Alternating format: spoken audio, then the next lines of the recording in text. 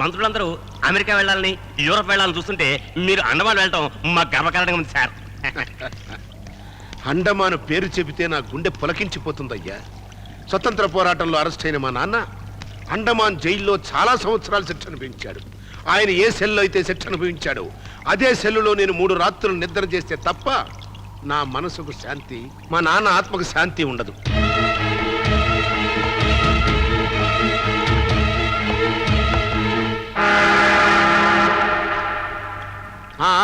ఇంక నేను వెళ్ళొస్తాను. షిప్ బయలుదేరుతోంది. నమస్తే. నమస్తే.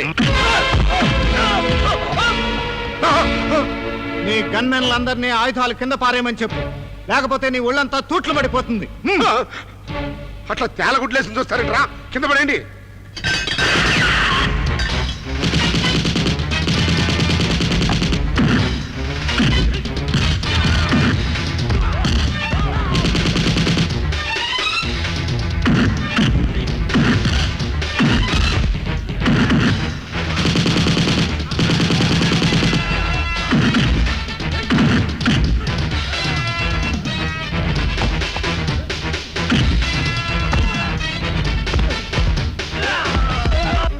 షిప్ స్టార్ట్ చేయండి. Okay sir.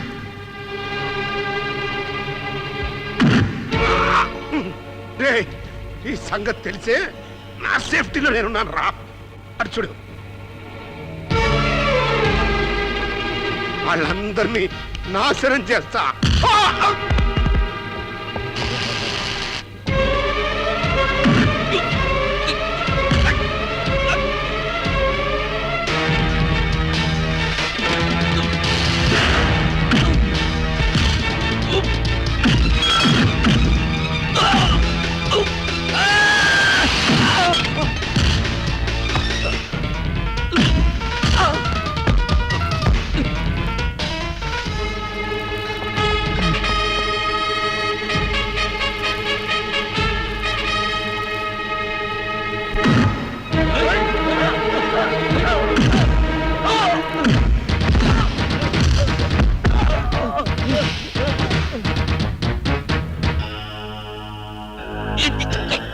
Excuse me mister Appaji, నానాజీతో పాటు నీ కూతుర్ని కూడా తీసుకుపోయి నువ్వు అక్రమంగా సంపాదించిన డబ్బంతా నా సొంతం చేసుకుంటాను. నీ కూతుర్ని పెళ్లి చేసుకుని హాయిగా సుఖంగా మహారాజులాగా బతుకుతాను. ఎవరితో చెప్పుకుంటావో చెప్పుకోబే.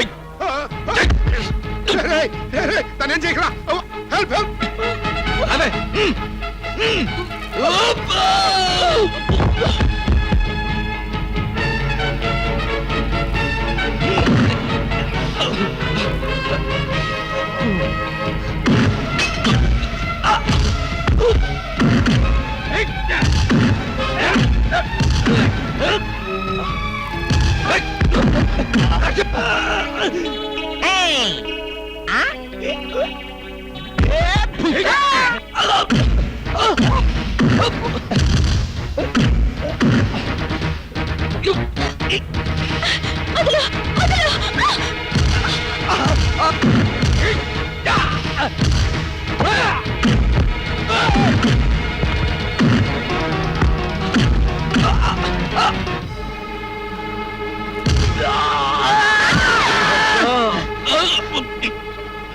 వన్ మినిట్, నేను చచ్చిపోతున్నాను, కానీ నాతో పాటు మీ అందరినీ తీసుకుపోతున్నాను. ఈ షిప్ లో టైం బాంబ్ పెట్టాను. మరో 5 నిమిషాల్లో అందరూ చచ్చిపోతారు mister Harsha. Good bye. Good bye.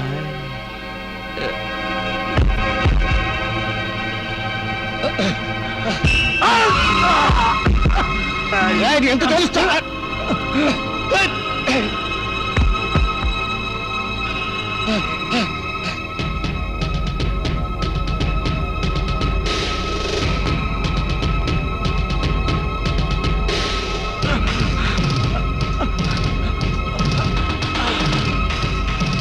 Ship లో బాంబు పెట్టారు. ఏ నిమిషంలోనైనా పేలిపోతుంది. అందరూ నెట్లోకి ఎక్కడి కిందకి దించుతాను. హరి అప్.